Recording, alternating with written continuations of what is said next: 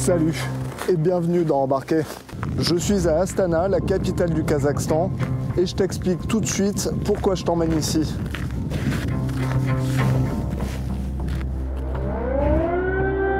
Le 24 février 2022, au petit matin, le président russe Vladimir Poutine annonce le début de son opération spéciale en Ukraine. À cette fin, nous chercherons à démilitariser et à dénazifier l'Ukraine.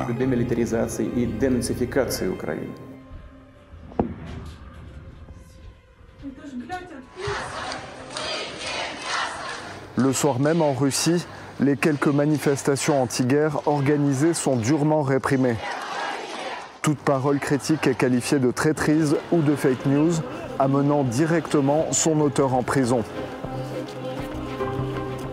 Des centaines de milliers de Russes, souvent jeunes et moins réceptifs à la propagande, prennent alors le chemin de l'exil.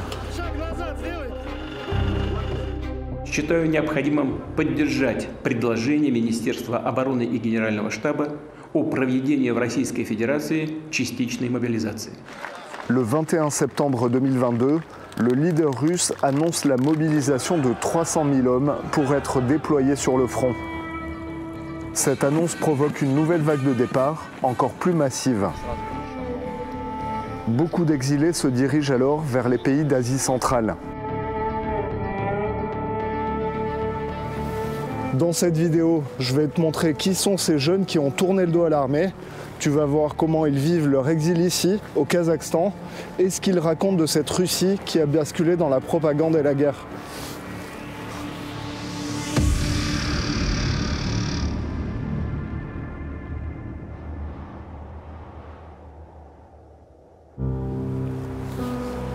Pour les retrouver, j'ai traversé une bonne partie du globe. Je suis à Astana, la capitale du Kazakhstan, cet immense pays d'Asie centrale qui a la particularité de partager 7000 km de frontière avec la Russie. C'est la plus grande frontière terrestre au monde. Comme tu peux le voir, se retrouver ici en plein mois de janvier, c'est affronter un des climats les plus hardcore de la planète. Aujourd'hui, il fait un petit moins 23 degrés et c'est la température la plus douce de la journée.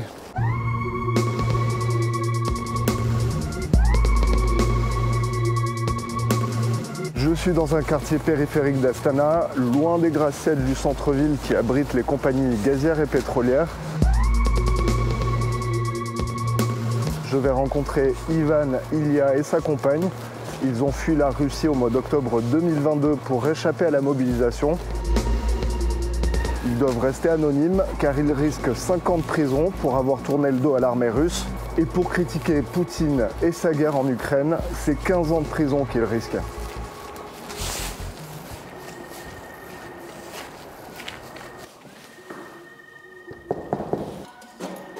Привет. Привет. Здравствуйте. Ваня. Привет. Это она пришла уже когда... То есть сначала я уехал сюда, потом сотрудником полиции какая-то женщина prишла по прописке, меня принесла эту повестку, и они сказали, почему Иван не явился, уже должен был. Est-ce qu'avant le 21 septembre, vous étiez déjà en train de réfléchir à quitter le pays, ou c'est vraiment la mobilisation qui a fait que vous avez pris la décision? Ну да. Всегда. Всегда, да, в принципе. Просто не было толчка, скажем так. Это же очень тяжелое решение и очень... Когда все комфортно, ты думаешь, чтобы уехать, то тоже нужно в такой же комфорт приезжать. Нужно обеспечить себе это. Ну а здесь как бы особо выбора уже нет. Надо уезжать. Pourquoi le Kazakhstan et pas la Géorgie ou d'autres pays? Без загранпаспорта, по сути, можно только в страны, которые под контролем России, и Казахстан из них самый безопасный, самый менее контролируемый. Поэтому такой выбор. Sur la route, il y avait beaucoup de monde avec vous à cette période-là? Да, у нас на границе там был вообще ужас. Ну, наверное, так было везде, на самом деле. То есть казахи стояли, ну, кто дальнобойщики, например, там, они стояли по двое суток, ждали, потому что им вообще никуда не деться, они на машине. Они там спали уже, жили, и из-за того, что такой поток русских. То есть машины бросали, потому что на машине просто нереально проехать. То есть сначала мы на машине стояли часа 3, мы подумали, что нужно идти. Там идти 40 километров, мы пошли. Ну, я сначала приехал в Уральск, но понял, что нужно переезжать в Астану, потому что тут комфортнее, и переехал сюда. Votre vie maintenant ici au Kazakhstan, vous pouvez m'en parler? Ça ressemble à quoi vos journées? Ну, я работаю, учусь, в принципе, все, немножко занимаюсь спортом. Так устроена жизнь. Ну, бывает, играю, все. Ivan gagne sa vie en travaillant comme opérateur téléphonique pour une compagnie russe basée à l'étranger. Pour Ilya et Nastia, c'est plus compliqué.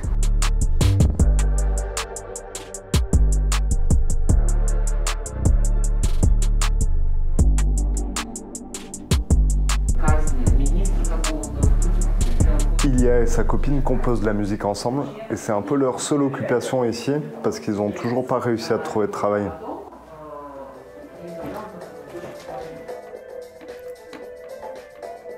Ilya était un beatmaker relativement connu chez lui, à Saint-Pétersbourg.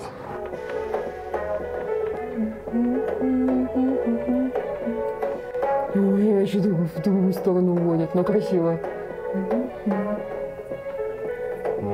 У меня мама сама была готова и оплачивала, помогала деньгами, билеты купить моим друзьям и так далее. Quelle partie de la jeunesse russe vous représentez actuellement?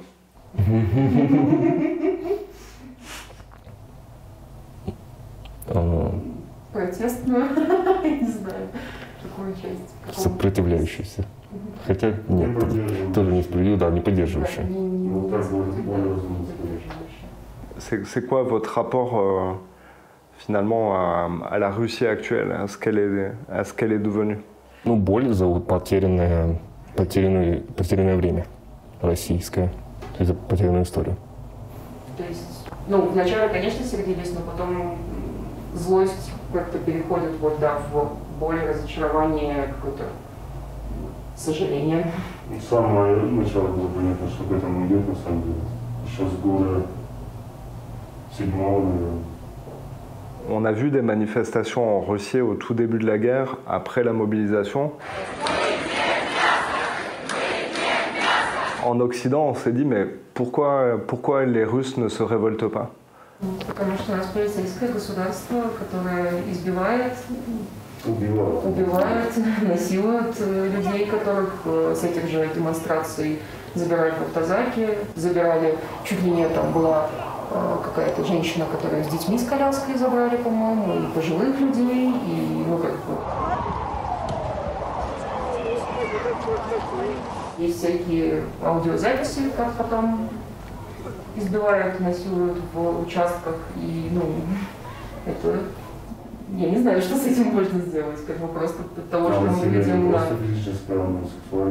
Да, от того, что мы просто выйдем на улицы и нас изобьют, ничего не изменится. То есть ты понимаешь, что ты не только собой рискуешь, но и своей семьей.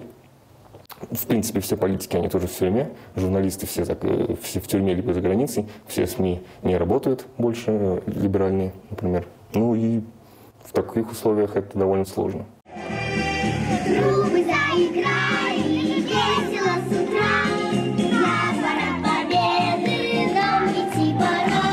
Вот, а так вот такого у нас очень много, то есть где дети во всякой военной форме поют всякие военные песни. Это показывает, как у нас развивается милитаризм. Детей просто приучают с детства к тому, что оружие — это нормально, что мальчики должны играть с автоматами, они должны умирать за родину и так далее. Что мы будем анонимны, но все равно нам стрёмно разговаривать.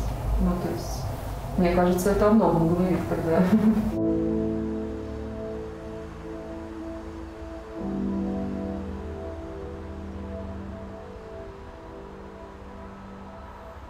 Неизвестно, что будет завтра. Возможно, что там, нас всех кем-то признают, допустим. Казахстан придется, допустим, нас депортировать, еще что-то. В целом сейчас нет.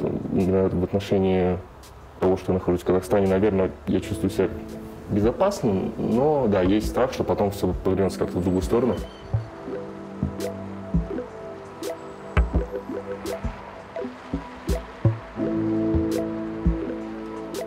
Нужно только понимать при этом, что завтра уже все может измениться. То есть все может поменяться, и сажать уже будут всех. Вот такое возможно.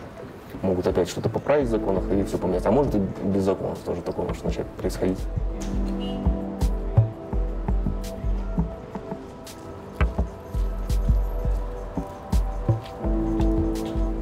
Любили за кофе сходить в любимую кофейню около дома, по аллее тихонечко, по спальным районам, каких-то таких мелочей любимых, родных.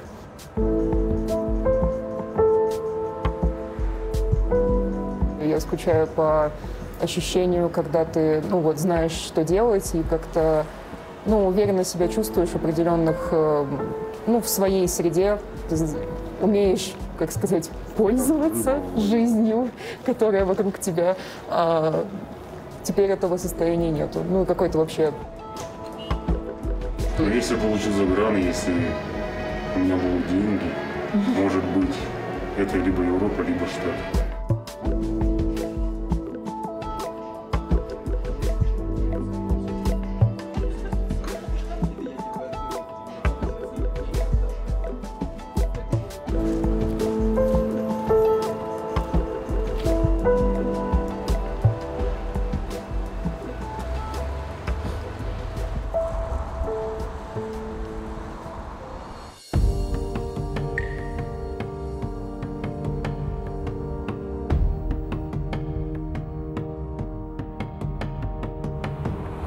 Je prépare ce reportage très sensible pour les autorités kazakhes depuis plus de 3 mois.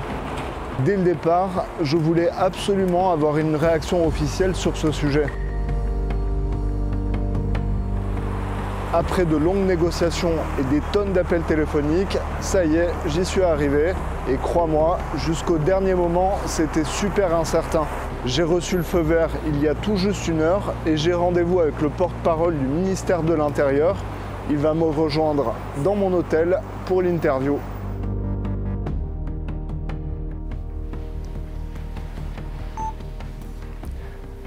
Vous faites partie du comité de l'immigration pour le ministre de l'Intérieur du Kazakhstan. Est-ce que vous pourriez m'expliquer quelle a été l'ampleur de la vague migratoire des jeunes Russes qui fuyaient la mobilisation après l'annonce de Poutine le 21 septembre dernier? Ежедневно увеличилось до 30 тысяч, потом в связи с ограничительных мер на границе Российской Федерации уменьшилось до 6 тысяч. В основном граждане Российской Федерации к нам приезжают для осуществления трудовой деятельности, выбрали другой путь, выехали в третьи страны через Республику Казахстан, это около 300 тысяч, выехали Арабские Эмираты, Юго-Восточную Азию, в Турцию, использовали как транзитную территорию нашей страны.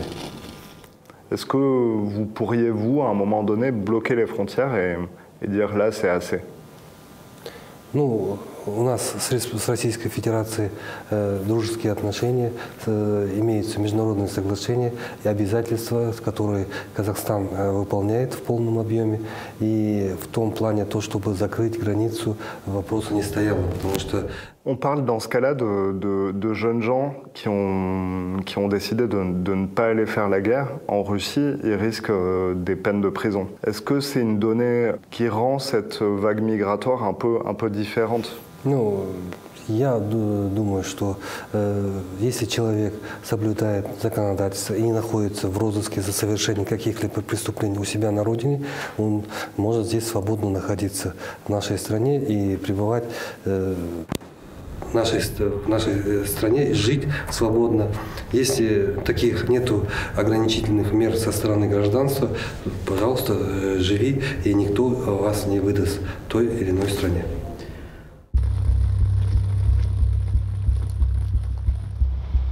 Les 3 jeunes exilés russes ont insisté sur l'hospitalité kazakh et ils m'ont dit avoir été accueillis chaleureusement dès qu'ils ont passé la frontière.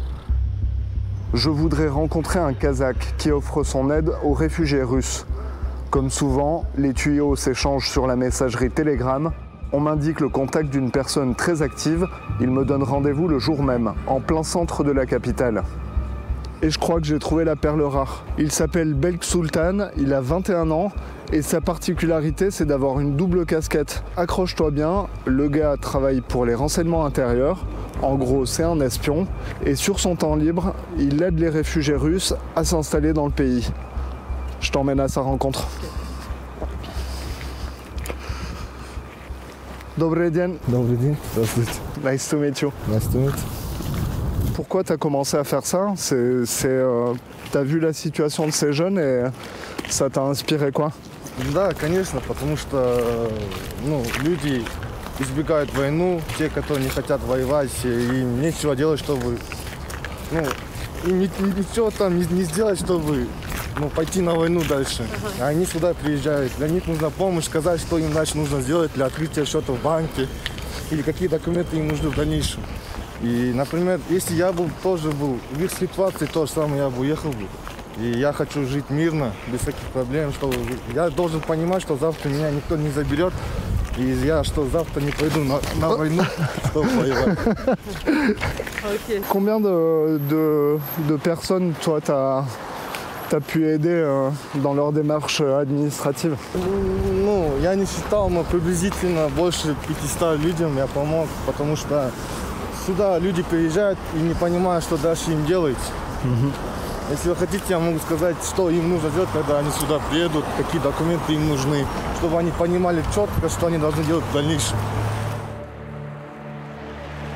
Bek Sultan propose de rencontrer Nastia et Ilya pour les aider à résoudre leurs problèmes de papier et à trouver du travail. Nous avons rendez-vous quelques heures plus tard dans un restaurant.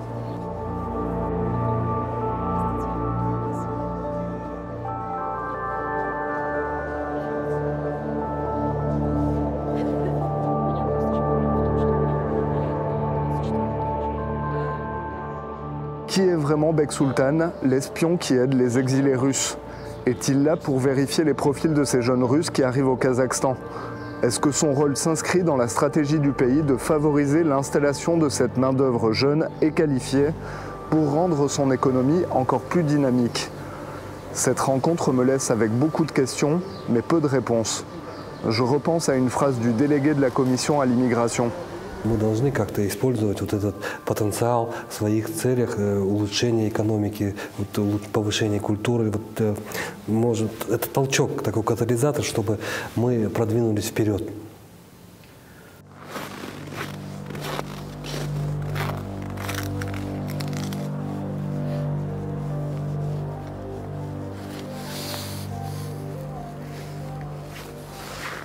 Je sais pas ce que t'en penses, mais j'avais jamais vu de fusée spatiale de ma vie et franchement je suis trop content. Là on voit, c'était le fameux essai de navette spatiale russe qui devait concurrencer la navette américaine. Et là par contre, tu as des modèles de lanceurs Sputnik.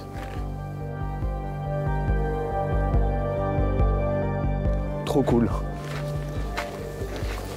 Et c'est aussi pour te montrer à quel point il y a des liens historiques entre le Kazakhstan et la Russie. Sur les programmes spatiaux, en termes d'économie, c'est aussi au Kazakhstan que tous les essais nucléaires russes ont été faits après la Seconde Guerre mondiale, dans les années 50. Ça a laissé des traces énormes sur le pays en termes de radiation. Et ça s'est fait dans les grandes steppes à l'époque.